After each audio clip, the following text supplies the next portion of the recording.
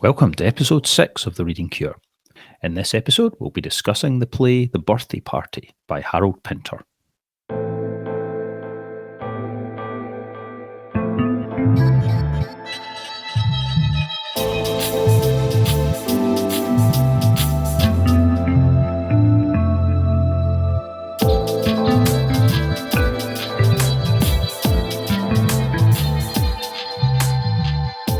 Welcome to The Reading Cure, your fortnightly dose of bibliotherapy. My name is Dr. Stephen Davis, and my co-host is Dr. Alexander Fox. Well, let me start with a quote from our featured playwright for this week. Pinter once said, "I think we communicate only too well in our silence, in what is unsaid, and that what takes place is a continual evasion, desperate rearguard attempts to keep ourselves to ourselves. Communication is too alarming. To enter into someone else's life is too frightening. To disclose to others the poverty within us is too fearsome a possibility." So these words were uttered by one of the most influential British playwrights of the 20th century, whose many works included The Caretaker, The Homecoming, The Dumb Waiter, The Betrayal, and The Birthday Party. And this latter comedy of menace, as it has been described, will be our focus for this week. Now, Pinter has, of course, received huge numbers of literary honours in his lifetime, including the Nobel Prize in 2005. He was a highly accomplished actor and director as well, involved in many iconic productions of his own plays and those of contemporaries like Samuel Beckett and Simon Gray. Pinter also has the rare accolade of having spawned his own adjective, the Pinteresque, which references the highly distinctive dialogue in his plays, in which pauses and digressions mimic our tendency to use speech as much to hide as to reveal ourselves. Now, in The Birthday Party, we come upon a reclusive and highly depressive pianist named Stanley Webber, who appears to be holed up in a dilapidated seaside boarding house. The house is run by Meg and Petey, an older couple who have taken Stanley in, and in the case of Meg, formed a very intense fondness for him. Stanley's somewhat suffocating but seemingly safe world is then thrown into disarray by the arrival of two sinister new guests to the boarding house, Goldberg and McCann. The former enthusiastically embraces Meg's wish to have a birthday party for Stanley, despite Stanley protesting that it is in fact not his birthday. Yet Goldberg and McCann's true mission is to bring Stanley back to their mysterious organisation, and the party is used to instigate the beginning of a brutal psychological reconditioning of Stanley. Now, we are specifically recommending the 1968 film production of this play, which starred Robert Shaw, Patrick McGee and Dandy Nichols, and was directed by William Friedkin. The production is free to watch on YouTube, and a link to it is in the show notes for this episode.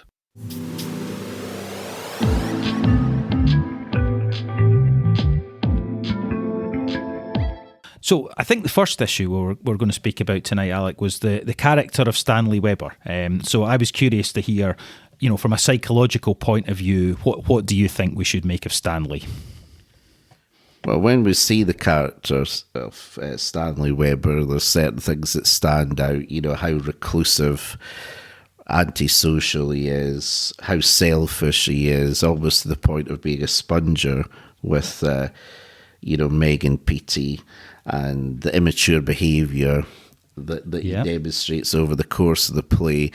But I think to really understand him psychologically, we've got to look at the overarching theme of The Birthday Party. And the way I would see it is it's a sort of Pinteresque coming-of-age tale, in the sense of Stanley at the end has reached a point of maturity as society defines it.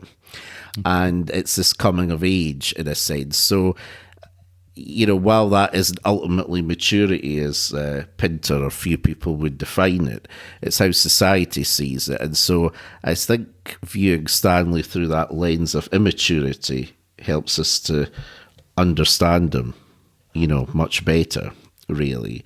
Yes. As almost this boy. I know he gets treated by Meg as a boy, but his psychological age in many ways is like a child. So I think that's crucial for understanding him.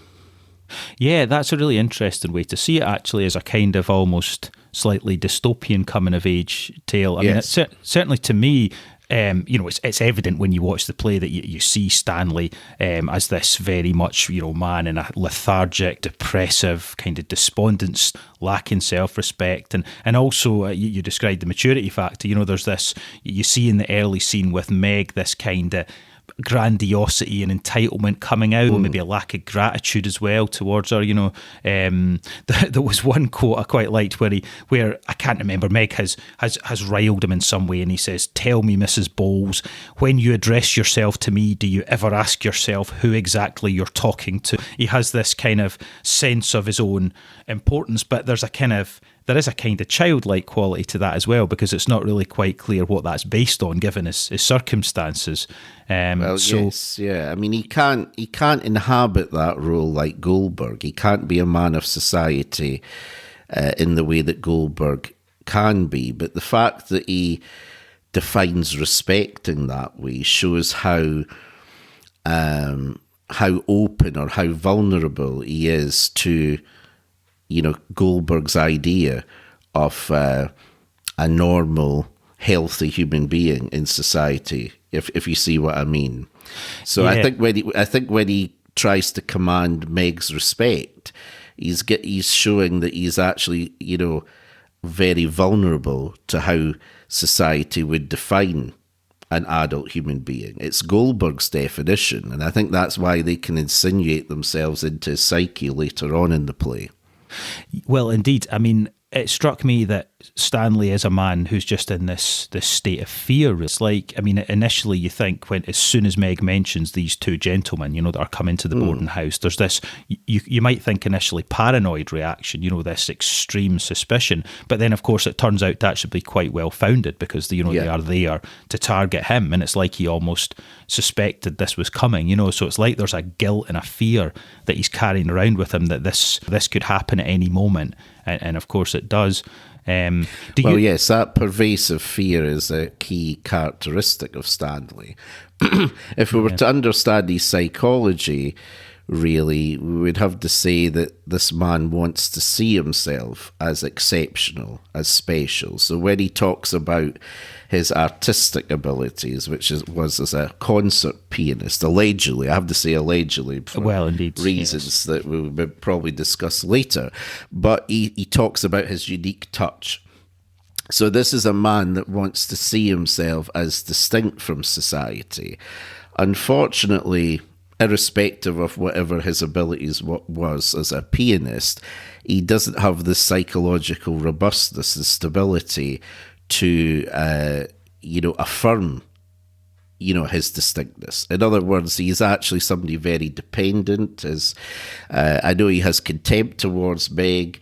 That's largely to do with the fact that he still actually needs that motherly solicitude, because he can't stand on his own 2 feet. He cannot be distinct and independent. While he wants to be a rebel, he doesn't really have much psychological freedom. I mean, as Karen Horney might put it, he has a freedom from, to some extent, but not a freedom to.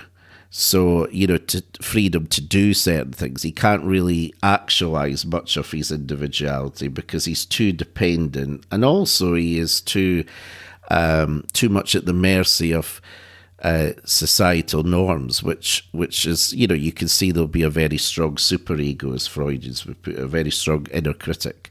So he has this very weak, dependent self, which is also matched, unsurprisingly, by this very strong, punitive superego, which then takes human form in the form of Goldberg and McCann. Yeah, very interesting points there. Yeah, I mean, I think so. But it's quite evident, for example, when Goldberg and McCann arrive, Stanley, he's extremely threatened by them, and he has this attempt briefly to try to stand up to them. He says something like, "You're nothing more than a dirty joke," and he tries to throw them out of the house, but they seem unconvinced by it, and he himself, this kind of facade crumbles quite quickly, and there isn't any sense he's got a kind of strong identity that he could challenge, maybe the norms in these individuals that he really genuinely does have contempt for, he thinks are the undesirable aspects of being, conventional, that he he wants to distinguish himself from. Yes. He maybe sees it and he maybe dislikes it, but there isn't a substantial self there to kind of put forward in contrast to this and feel secure as he does that. I think you're right about the punitive superego there that is already torturing him before they even arrive. Yes. Well, I mean, when he details to Meg about this alleged concert that he'd given, and afterwards, after the concert, he said that the critics carved him up, which is a very telling phrase about, you know, if I could almost put it in workplace speak, you know, how he receives feedback, shall we say, that you know, it carves him up. It's annihilating, and of course we see how much it annihilates later on, because he then becomes this sort of faceless generic servant of society in his suit.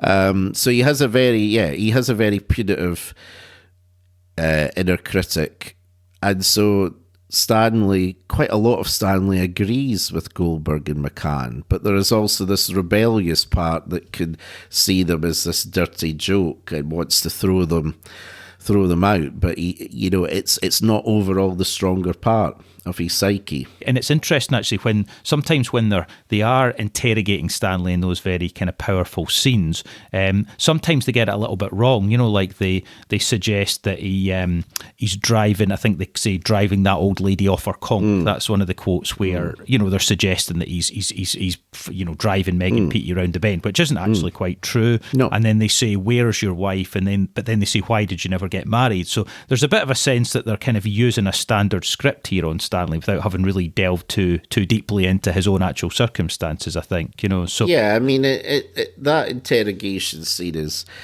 yeah, I mean, these are good points. It sounds like a standard script. Also, what's getting thrown at him, some of it would not hit the mark if Stanley was looking at it in a realistic way. But I think one of the reasons why these allegations are so absurd is to highlight the impact on Stanley. So they don't need to actually be accurate to still hit the mark, because this man still feels profoundly guilty. He feels guilty anyway. So whatever, even if they charge him with something from, what was it, 1608, I can't remember, something very much far back in the past, it's still carving him up.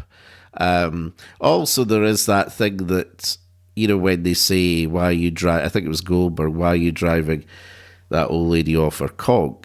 That isn't true, but it's where Goldberg and McCann start to blend with, you know, Stanley's own superego, if you see what I mean. Yeah. And so it's almost like that could have been an accusation he made to himself, you know, from his own inner critic. It's because there's times where it blurs between them being actual people and just being externalizations of that superego. I think that's a good point. I mean, there's also the recurrence of, I think, the phrase "you're a washout." You know, I think it's initially used by Lulu, who's a kind of minor character in it, but then it's echoed again by Goldberg later on. So it is a bit like these accusations in the air.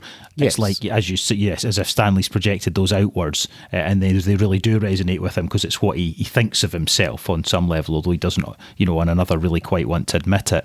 And I think also that if we see it in terms of that Lacanian idea of the big other, that what they're articulating, you know, and being a washout and not being responsible is how the other societies, the big other, would view someone like him at the time. So, yeah, as you say, Lulu calls him a washout, and then so does Goldberg. It lends a certain universality at that time to those criticisms. Because, you know, certainly at that time, the way he's going about, you know, falling out of bed at whatever 10 a.m. and, you know, in such a dilapidated state that, you could see why many people at that time would unfortunately call him, you know, a washout. Yeah. Really. Indeed. And I thought it was interesting that, you know, simultaneously to this, maybe using Goldberg and McCann in that way to represent the kind of punitive forces, he also, Pinter, kind of satirises these characters too, because, I mean, Goldberg obviously is this kind of highly cliched man of the world, but he's cliched to the point of silliness. There's one line I liked where he said, "Don't talk to me about school, topping all subjects. I've never lost a tooth, not since the day I was born." Ludicrous statements about himself that show, how much he's just vacuous, really, and absurd, but in this role, so there is a kind of complexity to the character there as well, in a sense, There is. Well, I mean, some critics have written about the idea of Pinter being influenced by comedy double acts, Laurel and Hardy kind of thing. And so, I mean, it's not as though when you see Goldberg and McCann that you would instantly think about Laurel and Hardy. But what you do see is a comedic double act. Yes. Really there, and Goldberg is a bit like Ollie in that he thinks he's a lot smarter than McCann, but in actual fact he might be more vacuous and have more problems, and so there is that kind of pairing up for comedic effect. They are a comedy double act, albeit in a sinister way, and these initial plays were called Comedies of Menace, so there was a recognition that there was a comedic aspect. Now, regarding Goldberg, I mean, you and I know that one of Pinter's obsessions and focuses is to, expose insubstantiality or show the more sordid parts of our psyche. So he's very much a moralist in that way. It's no surprise that he wants to really skewer the typical society man, the businessman that has read Norman Vince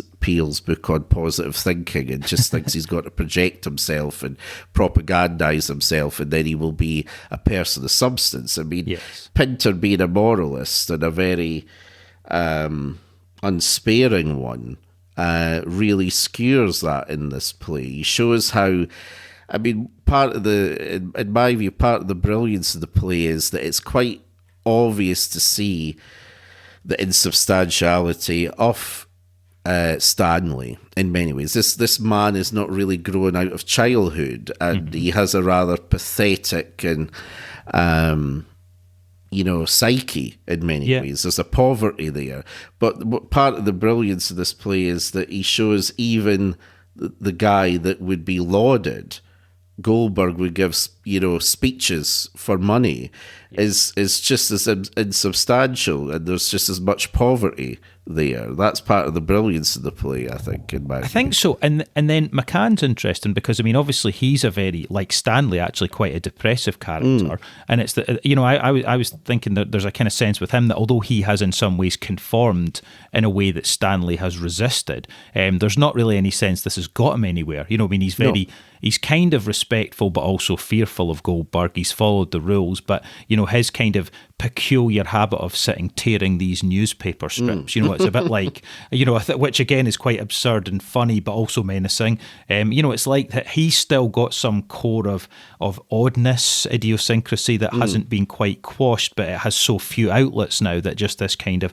antisocial activity has become a kind of obsessive one for him. So he's an interesting one, I think, as a kind of sense of this continuum, as you suggested, from Goldberg, who is the supposed success, but arguably in a worse state than the immature Stanley. And maybe actually, of course, that brilliant and very strange scene where Goldberg loses his words and then asks McCann to blow in his mouth. This kind of sense he's run out of air, which is what his words are. And he needs a McCann who's maybe a little bit more human than he is, perhaps still, to just help him at that moment of crisis. Yes, well, I think these are very good points. I mean, we'll talk later on about that scene where he asked McCann to blow into his mouth, because I think that's central to understand the play as well. But yeah, I think McCann is, if we were going to be blunt about it, he's a dog's buddy, and because he's a dog's buddy, he has a functional place in society, but it's not a place that requires him to have a polished self-image. No. So he, while he belongs to society more than than Stanley does. He's not required to iron out the creases in his psyche in the way that Goldberg has. So he has still these idiosyncrasies, shall we call them, regarding newspaper clippings and things like that. But he gets away with that because at his level, shall we say, in that hierarchy, as long as he does his job, and he does do it in that play, he is spared the sort of interrogation and persecution that Stanley's put through, but nor is he expected to come across in a very polished kind of way like Goldberg.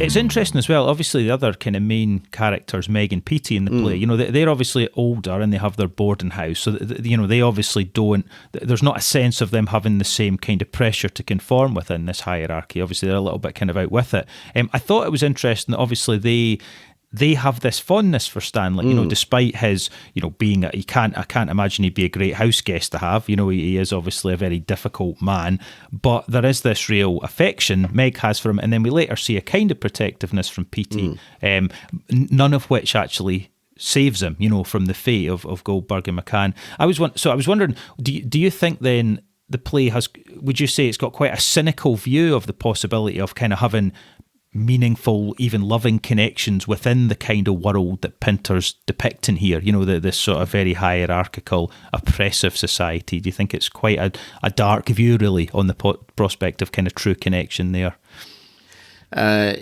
Yeah, I mean, I'll get on to in a minute about Meg and Petey specifically, but if we're talking about it more generally, the therapists among us that are listening could understand what I would mean when they say that the world that Pinter's depicting in this play is like a Rogerian nightmare. Yeah. And, just to explain to people that aren't therapists, what I mean by that is that Carl Rogers thought that for a therapeutic relationship to work, for it to help and even heal the client, it would have to have, 6 core conditions, but it's the three that are the most important. Unconditional positive regard. So he meant, accepting the person as a person, believing that they have worth, believing in their potential. He also spoke about a thing called congruence, which would mean, being real, being honest about what you think and feel, as much as you can be anyway, being authentic. And then the third thing was being empathic, which would mean making an attempt to understand the other person's point of view. Now, when we think about this Pinterest world, we see very much conditional positive regard. And if you don't follow the certain norms, you're interrogated and you're persecuted. So it's the very opposite of being accepted and felt, being communicated you're worthwhile as a human being. In terms of congruence and authenticity, well, in Pinter's world, everybody's cagey. People don't want to open up because if you're too declarative about your vulnerability, it could be exploited by the other person in a power game. Yeah. So people are not authentic in that world either. And there's no real empathy because you're focused on your own self-image and try to hide your vulnerability. So the last thing you're interested in doing is understanding why someone is behaving the way that they are. It's much more dealt with in a judgmental, persecutory way. So, because it lacks those qualities, it's not going to have the mutuality, the understanding that we would associate with loving connections. So that's speaking about it in the most general terms there. Yeah, but I mean, I think that's a nice parallel to draw there. I mean, it really it's a world starved of what Carl Rogers believed we needed to thrive. Nobody could possibly thrive in that environment. It's just everything's wrong in terms of as you said, all these different core kind of conditions. So I think I quite agree. I think that's an interesting way to see it. I think if we then look at Meg and Petey specifically, we can then see why, in a very devilish way, their care or even love for Stanley is not redemptive for him. Okay. Because what's devilish about it is that Meg is affectionate. She's demonstratively affectionate. She's doting. There is, because it's Pinter, and he writes feel bad plays, there's also a kind of creepy sexual element because Stanley is not only her boy, the child that she never had, but also her lover in a sort of way, or ideally she would want it that way. So it's very much fused, those two things. But if we see it in terms of her dotingness, she dotes after him, but she doesn't remotely understand him. There's no constructive critique of Stanley. She wouldn't know where to begin giving him advice to help him improve morally or any other way. But she is almost blindly affectionate.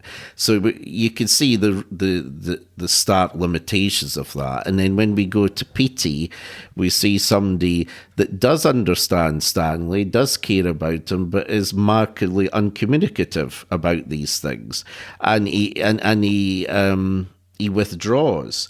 So put the two together, and they're not really going to be much support for Stanley when he has the square off with Goldberg and McCann.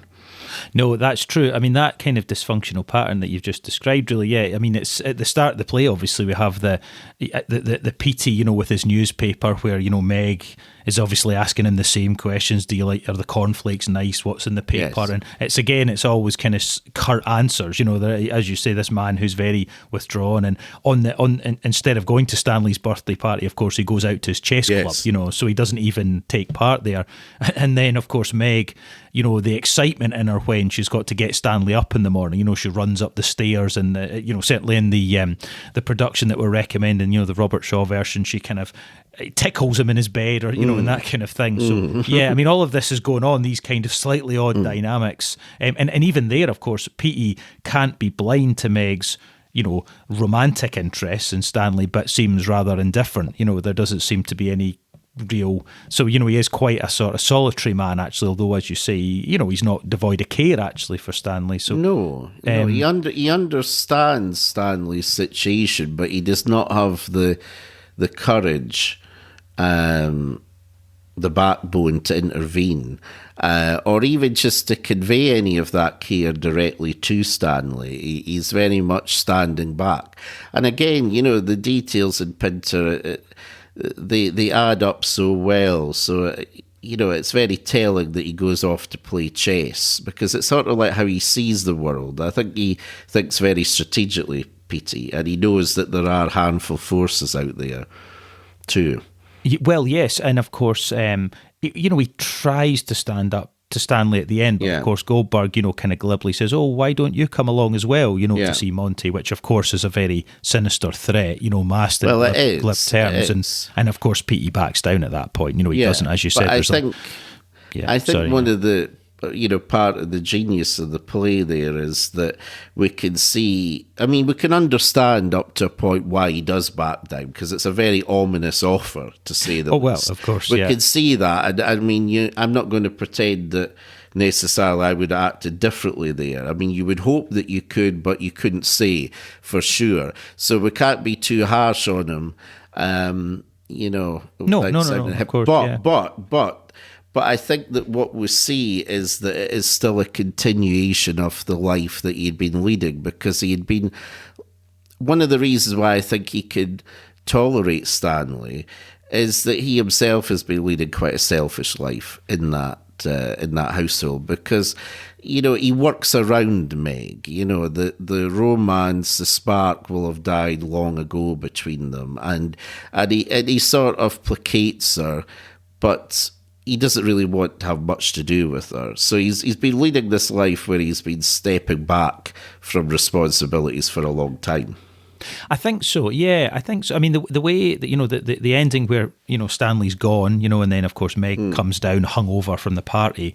Petey, on the one hand, he's protective of her, isn't he? Because he doesn't tell her about Stanley, because that's going to be a devastating blow for her. But then on the other hand, he goes to kind of reading his paper. There's not a sense that he's absolutely discombobulated by what's just happened. No. There's still a sort of slipping into that role, so he's keeping the information from her, but he's not, he doesn't seem profoundly shaken really by well, yes, yeah. I mean, one of the themes that you get in Pinter as a whole is that particularly these early plays, is that ritual has this way of keeping anxiety at bay. So his first play, The Room, is part of it is this idea of a very sinister, ominous world to the main character outside her room, but making tea, making breakfast is a way of structuring your world and keeping your mind very much on concrete realities and not looking at the bigger picture. So I don't think it's a surprise that Petey retreats into that after that very dramatic incident of Stanley getting kidnapped, essentially. Yeah, absolutely. And then, so in terms of, we'd mentioned earlier this strange scene where Goldberg has lost his words and McCann has to blow into his mouth. Is again the point where that kind of solitary path, it runs aground, really. Because the Goldberg life philosophy, if you could call it that, is actually not really sustainable in terms of standing on his own 2 feet in that way. He actually does need McCann, even for a kind of affection, actually, and there's elements of that between them, as well as Goldberg being contemptuous towards McCann. There is still sometimes this need for a degree of solace from him. What would be your take on that scene then, the blowing in the mouth? What do you think that represents? Well, I think that there's a couple of things I would say about it. First of all, one of the themes for Pinter in his plays, but also he referred to it in his writings, is that he was against what he called received ideas. And what he meant by that was, beliefs, viewpoints that we just uncritically assimilate as we grow up and we just take to be the truth. So received ideas rather than reflective ideas. And so you can look at, Goldberg's psyche is just a whole construction of received ideas. And my reading of that moment is that Pinter is showing that Goldberg doesn't have a remotest idea of how to justify his worldview. He has just simply taken it in and lived it as though it was true, but he doesn't really have any justification for it. And as he was interrogating and attacking Stanley, he recognised that, he didn't really have a robust answer to Stanley's way of life, which he could have had if he understood why it's important to be the way that he is. That's assuming that his viewpoint was entirely justified, which it's not. But I think he is demoralised by that encounter, and he needs, McCann to blow in his mouth to rejuvenate him, really, to recreate him. And, because it happens at that point where he says, "For I believe that the world..." Yeah. And he says it 3 times, but he can't complete the sentence. He cannot really say what he believes the world is fundamentally about, because he is just a tissue of received ideas. He just spouts them out but having to fight for them in a sense. He is then confronted with the vacuity of them, and he needs that redemptive gesture of McCann blowing in his mouth to give him back his confidence. He is able to regain it pretty quickly, mainly because he's not remotely a reflective man. Yes. And that's why but, he's still a victim of those ideas in the sense that, he feels he has to live them out, but he has to live them out in a slavish way, to be honest. Yeah, that's a very interesting point. I think that interpretation definitely makes sense. He obviously is a kind of shallow man, Goldberg, and he takes a joy in boasting about his status that is quite, evident given his kind of place in the hierarchy. But yeah, I mean, I think the fact that he keeps nostalgically harking back to his childhood. I mean, again, it sounds very unconvincing and rosy, these kind of childhood, yarns that he comes out with. But again, there's even in him, a sense that he's not really a deeply satisfied guy, and he actually preferred what he was prior to becoming this worldly man, actually, So even there is something of him having been undermined by this transformation actually deeply, even though he has conformed in a successful way, in a kind of worldly sense. Well, in pushing Stanley over into becoming him, I think he recognised that he couldn't quite defend or justify that worldview. So that's why he stumbles over for I believe that the world. He can't answer that because of all these received ideas. I think another aspect of it is that this is something that D.W. Winnicott, the famous paediatrician and psychoanalyst, talked about, the antisocial tendency. So when we look at Stanley, we see quite an obvious form of the antisocial tendency because he is reclusive, arrogant, overly dependent. But one of the more interesting things that Winnicott said is the antisocial tendency could also be inhabited by somebody that is overly conformist. So Goldberg, while he fits into that society like a hand in a glove in some ways, it is antisocial in the sense that it's authoritarian. This man cannot relate to anybody different in a democratic, egalitarian, Rogerian, whatever way you want to put it that would be constructive. He has to pummel the guy. He has to pummel Stanley into submission. So Goldberg is an autocrat, and this is one of the less obvious forms of the antisocial tendency. What does that mean in terms of his psyche? Well, one of the things that you could say about somebody like him that's autocratic is that they haven't really developed a substantial moral system. And what that means, I think, in this play is that while he is not like Stanley, there will be an unconscious pull or temptation to be like Stanley, which I think is another reason why they've got to subdue him so much to be themselves, because he is a regressive tendency in themselves. If they had been more mature, pro-social personalities, as Winnicott would put it, they would not feel the need to pummel them into submission, because what they're really doing is also try to pummel that part of themselves that is against, be it, working hard, against responsibility, because they haven't outgrown it. They're merely identified with a persona that is very different to it. Yeah, great point. Absolutely. It's interesting, the issue of their antisocial aspects. I think that comes across very well in the actual the birthday party scene, you know, because the more, say, introverted characters, obviously we know Petey hasn't attended, and McCann and Stanley initially, they're a little bit quieter until McCann has a few drinks. But yeah, maybe even the more kind of extrovert characters, who are maybe more into the idea of a party, they all monologue about their childhood. That's all they do. It's like there's no that, which is every bit as antisocial in a sense. It's just opting out of the communication in a way, because it isn't really a connection. It's not anything so they're not relating to each other. So I think so. It's funny how again there's this recurrence of this nostalgia that creeps out in them for something lost. We've talked about Maslow in a previous episode, and these characters are not self-actualizing. They're living at that very much that survival level. Even and emotionally too. And so you could see, if adults are living at that level, why there would be why the childhood would be seen as Edenic in some way, and it's another refuge for them. But yes, in terms of what we're talking about at the moment,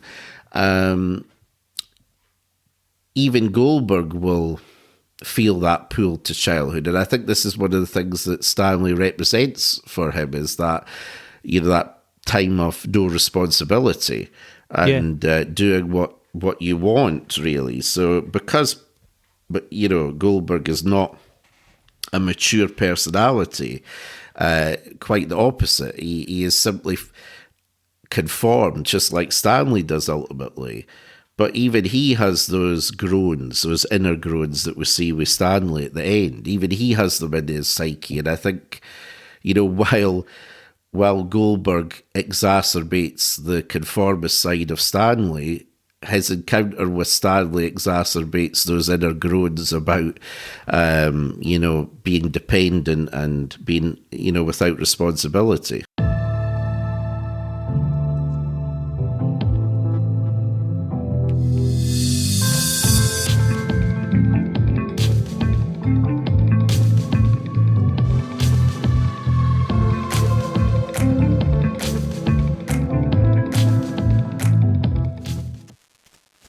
Goldberg and McCann's impact on Stanley is destructive. It's this attempt to subdue him. So the next issue I was kind of keen to explore was they see themselves on some levels the cure for Stanley. They say, we've got the answer to you, we can sterilize you, this sort of stuff. But of course, that's not really a healthy cure. It's something that's deeply destructive. So what is the real cure, that a Stanley would actually have needed in these circumstances? Well, I think we're quite fortunate here that we don't need to speculate too much up to a point, because Pinter himself gave at least his answer, and the way I would sum it up would be self-acceptance. So what Pinter himself said was that if Stanley was able to accept his way of life, this quiet way of life, this reclusive way of life, as suitable for him, and that he didn't need to justify it. See, of course, he felt he needed to. He needed to fight it. He needed to fight that part of him that was against it within himself through Goldberg and McCann. But Pinter says if he could have just accepted that, then Goldberg and McCann would have had to leave. They wouldn't have had the same psychological impact on him. And I think that Pinter's essentially right, in my view, about that if Stanley had had the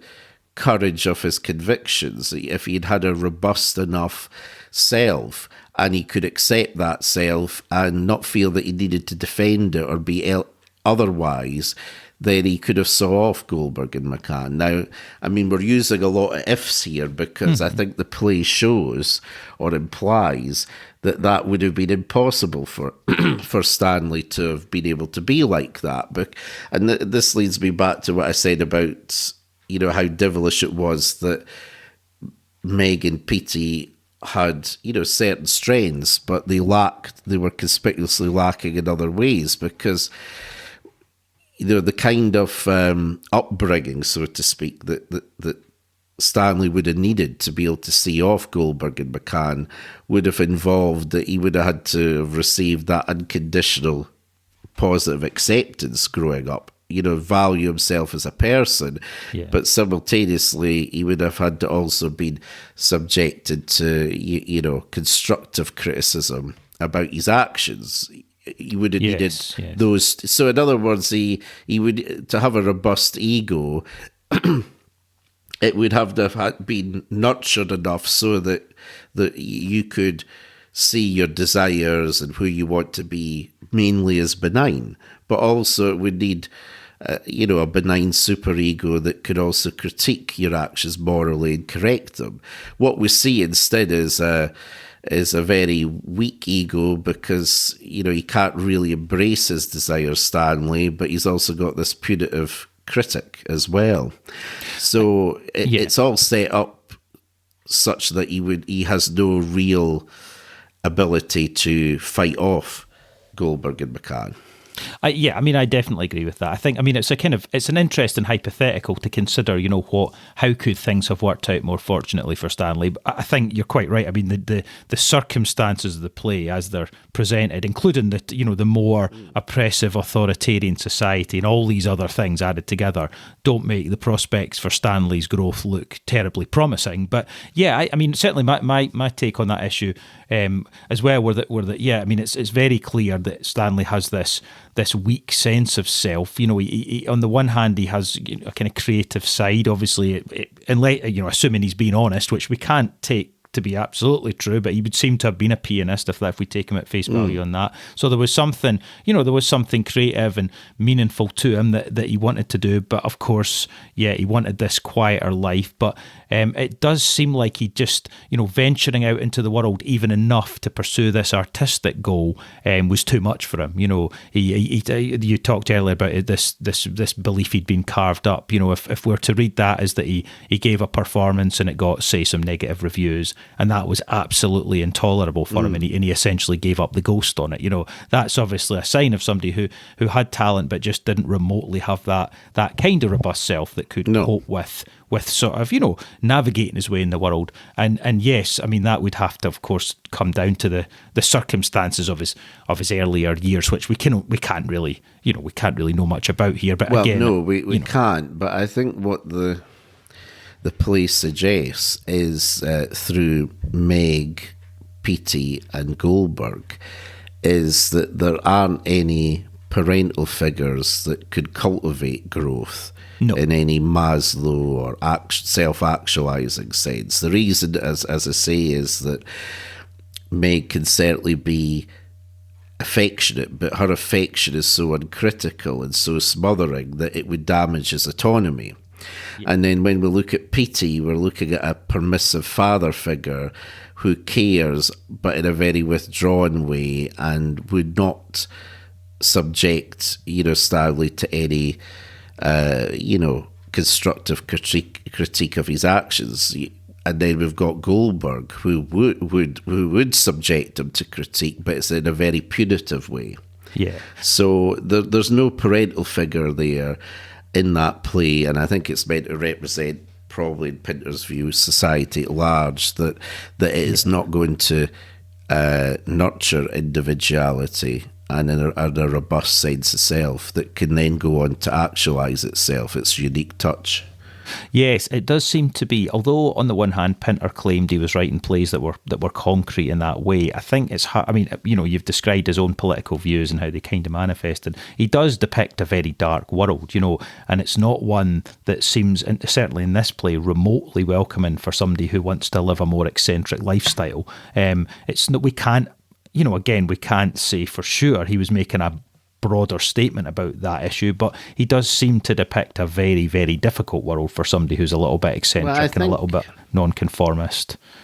Well, I think, if we go on that quote, one of the problems about Pinter is that he not a problem, but if we're trying to interpret what he's saying, a difficulty is that he wanted audiences to really engage with his plays more directly, and he didn't want to be too definite about what he was believing. Not all the time, anyway, did he want to be definite. And sometimes his comments, understandably, are going to contradict or be in tension with each other. So I've got a quote from what he had written to Peter Wood, for the first performance of the birthday party, and in the note he says, "We've agreed the hierarchy, the establishment, the arbiters, the socio-religious monsters arrive to effect alteration and censure upon a member of the club who has discarded responsibility towards himself and others." So it's very clear how that these characters are representative of these forces from that quote. And as we've said, that while these arbiters, members of the status quo, the hierarchy, that's Goldberg and McCann, he does complicate it in the fact that, Goldberg is Jewish, so they have been victims very much so. They're also victims themselves of that society because, if they were to start to behave like Stanley, they would be taken off to Monty. So, they're still very much driven by fear. That'll be one of the reasons. You see that more with McCann, how fearful he is of what he has to do, because, these people are still very much victims of that society at large, even if they're, to use a euphemistic term, better integrated. They're still very much, potential victims of that if they stepped out of line in any way.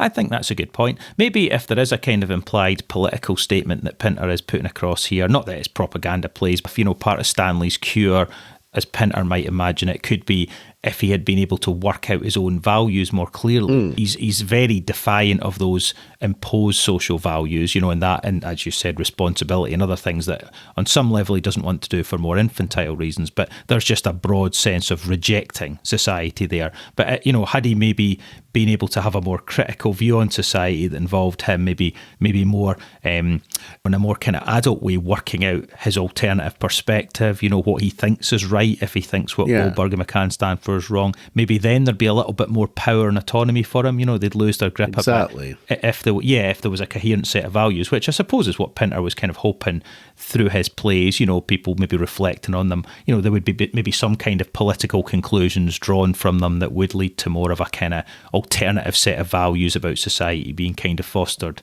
Yeah, exactly. I mean, what we see with Stanley is someone that, like a teenager, is able to muster up an uncritical no And if you're always saying no to the status quo, you're still too much defined by it.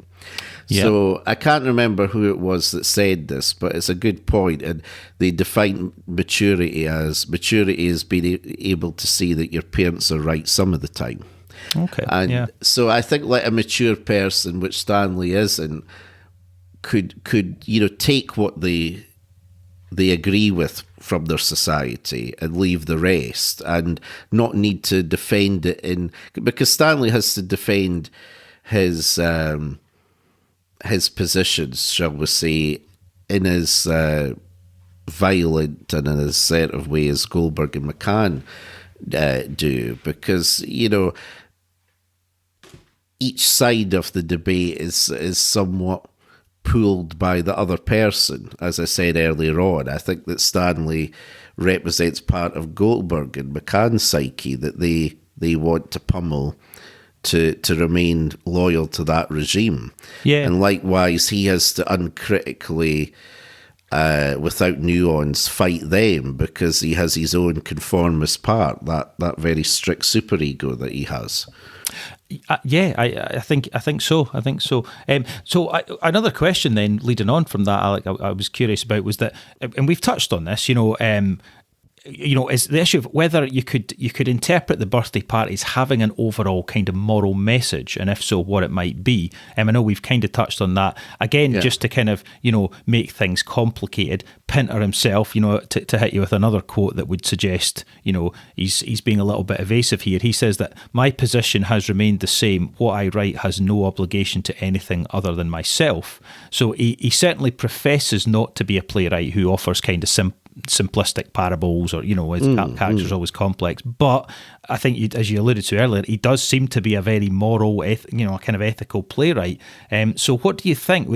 Could we identify a single moral message here, or is that too simplistic? Well, Pinter himself actually on another occasion said that the message, if you want to put it that way, of the birthday party was what Petey said at the end, as impotent as it was: don't let them tell you what to do. Okay. So I think that was, if we were going to reduce it to a key message, is that, don't capitulate. Try and be yourself if you can. Yeah. And I think through showing Stanley's failure, he's showing the pitfalls there that make us conform. And so indirectly, anyway, I think he was trying to strengthen our resolve and show what might be required by showing the very opposite and how it unfolded. So I think, in as far as it has a key message, it's about resisting the establishment if you can, not to let them tell you what to do, to have your own autonomy, to respect your own individuality, your own set of values. Pinter himself did that with his national service. He did not believe in it, and he stood up to them, which would be a brave thing to do, because he could have gone to jail. But it did not reflect his own belief system, and he didn't let them tell him what to do. And so I think while he managed that in his situation, Stanley doesn't. And I think that would have been one of the things that fascinated him.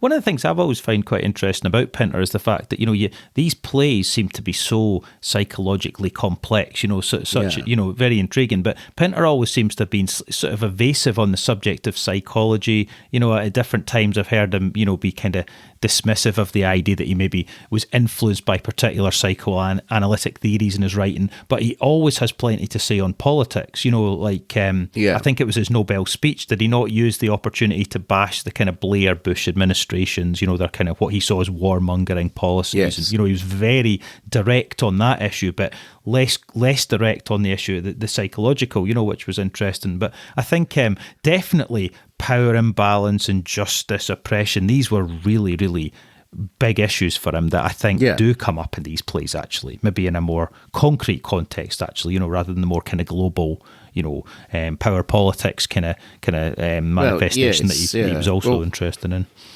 Well, Michael Billington made the interesting point, which I think is true, that in Pinter's plays, he shows how domestic relationships could be like totalitarian regimes, and then how totalitarian regimes could be like domestic relationships. So one of his later plays, One for the Road, the interrogator has that almost domestic-like relationship with the person he's torturing. And so I think one of the things is that, yes, while he didn't show it on stage in that global sense, I think he wanted to illustrate that there's this continuity from our so-called everyday life to these more totalitarian societies. He felt there was, and you see that in the birthday party as well, because, you know, Goldberg and McCann are like a midpoint between the everyday and the totalitarian.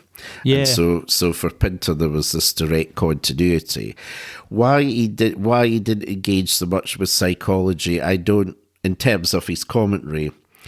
There could be a number of reasons for that. It does seem that, like, when critics would send him books that gave a Freudian reading and such, that he would be interested to read them, but how much he could relate to them, or how much it spoke to him, or how much he understood it, I don't really know. Obviously, he had a keen sense of the psychological in a very intuitive way. I mean, that's so, for sure. But he might not have been interested in theorising about it. I don't know why, really. Maybe he thought that these grand theories, the Freudian and such, might simplify it. He might see them as like allegorical theories, perhaps. I think I think you might be onto something, because I was getting the impression that, you know, it's like there's a real kind of, you know, there's a high aesthetic standards that he sets himself, and it was like he maybe has a you know, distinct view about how playwriting should be done well, and whilst on the one hand he has these personal political concerns, you know, he obviously really profoundly dislikes the idea of making these too avert or too, you described earlier, the propaganda of approach. You know, there was a quote from him in the introduction to this series of plays here where he says, "Beware of the playwright who puts forward his concern for you to embrace, who leaves you in no doubt of his worthiness, his usefulness, his altruism, who declares that his heart is in the right place." So it's a bit like it's maybe like more of an aesthetic preference in a way, that it's not that he doesn't do politics or obviously psychology, but he just maybe thinks that that's not the correct starting point for writing a great play. It needs to be something maybe more nuanced and more weaved into real people, really, rather than just the theory as the launching point for the play. Exactly, yeah. I mean, when The Birthday Party was the first Pinter play that I ever saw, and it was very memorable for me because the very first time I listened to this dialogue, I found it so surreal. Yes. And the reason for that was that we're so not used to hearing how people actually talk. And Pinter's plays are amazing in that regard. They're very, they're stylized, of course they are, but they are very similar to everyday conversation in some ways.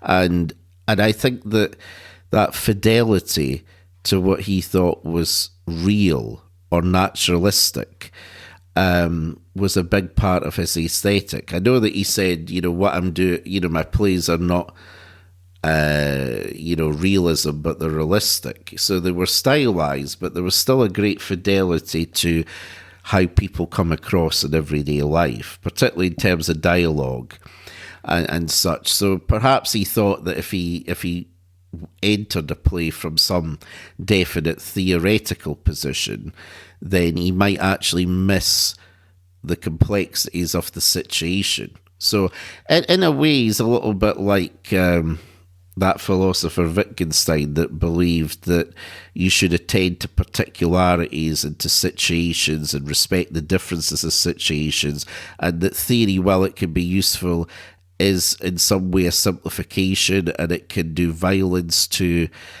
understanding the unique aspects of a situation. So he does almost seem like Wittgenstein in that way.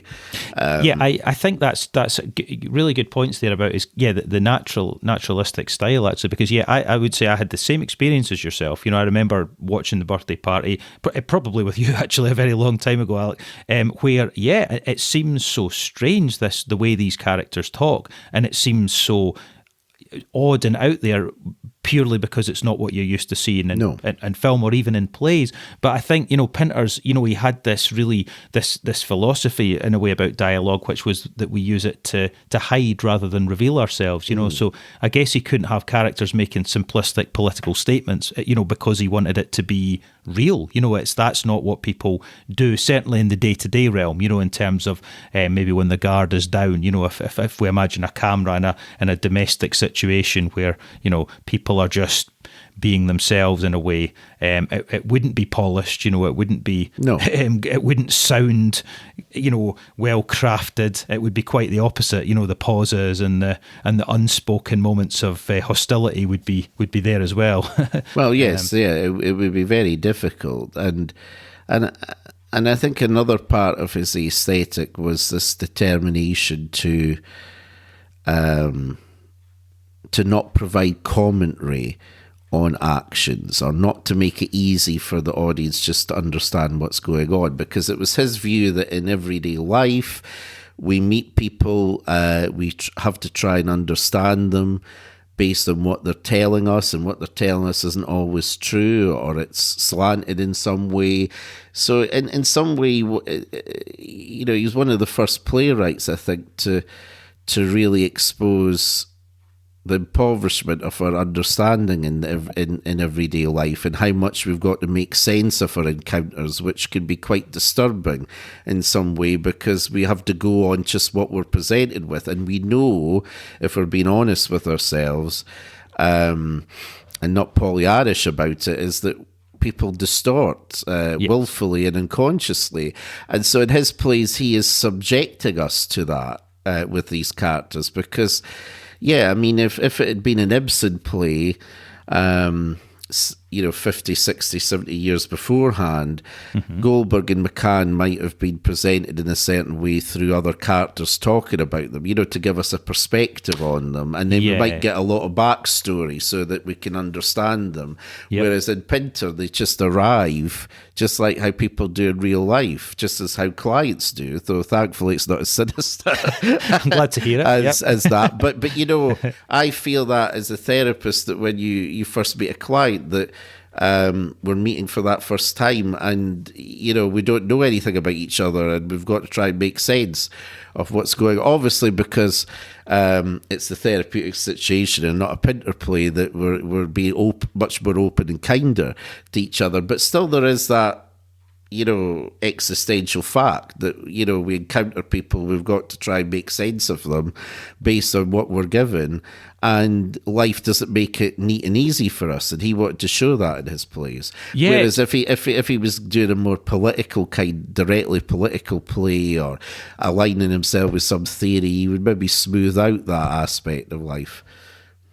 Yeah, I think so. I mean, I guess that was his, really pioneering contribution there, really, was recognising the fact that, drama provides us with these little convenient backstories and quick ways into understanding characters, which can be useful, but at the same time, it doesn't really match, as you were just describing, it doesn't match what happens in life when we meet new people, and they, maybe they present a persona that's a little bit deceptive, or, it takes us time to really get our heads around people. So the first experience of a Pinter play is quite a memorable one for that reason, because it does raise so many questions. You're not given it something that's all kind of neat and quick and easy to just immediately get to the root of. It's something much kind of more raw and real than that, I think. Exactly. I think raw is a good word for it, that it is very raw. And I think it's that rawness that also, I mean, I never thought I'd be quoting Dawson's Creek here, but Pinter was actually referred to in Dawson's Creek,